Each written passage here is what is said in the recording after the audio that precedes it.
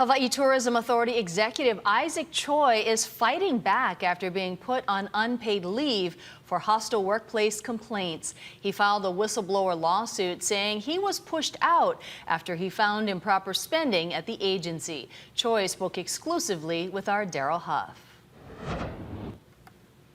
I kept telling these people, I said, you know, you guys are running this agency like a mom and pop shop, a lot of oral contracts, a lot of side deals.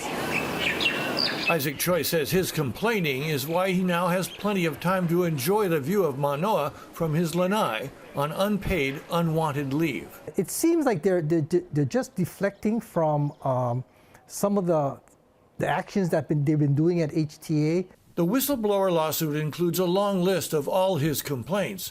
The first, 2 years ago, against HTA board chair and former mayor Mufi Hanneman for free use of the convention center for his organizations.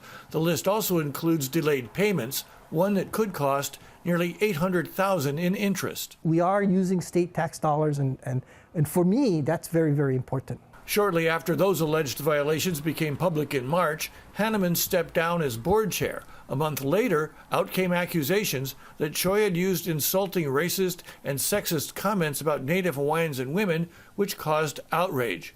Interim CEO Caroline Anderson listed a number of instances of improper remarks in a letter handed to Choy before he was escorted out of the HTA offices. You know, I was told to leave the office immediately, and the secretary was following me around like I would steal something, you know, and then of course the employees were crying and everything. Putting Isaac on leave without pay and then making him do a perp walk like a criminal in front of all of the HTA staff was perhaps the stupidest thing I've ever seen an employer do in my 30 years of doing employment law cases. And that's what led to this lawsuit. The lawsuit against HTA and the state demands reinstatement, back pay, and potentially punitive damages for what attorney Bruce Voss says was political scapegoating. This was clearly done for political reasons, to try to diffuse some political pressure, but that's no defense in court. Choy is vague about whether he actually made any improper remarks,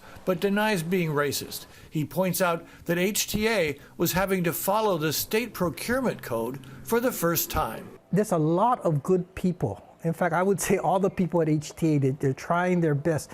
They really need to be mentored. We reached out to the Hawaii Tourism Authority, which referred us to the Attorney General's office. That office has the role of defending HTA as a state agency against the lawsuit, while at the same time, it's investigating the workplace complaints against Isaac Choy. That office had no comment. Daryl Huff, Hawaii News Now.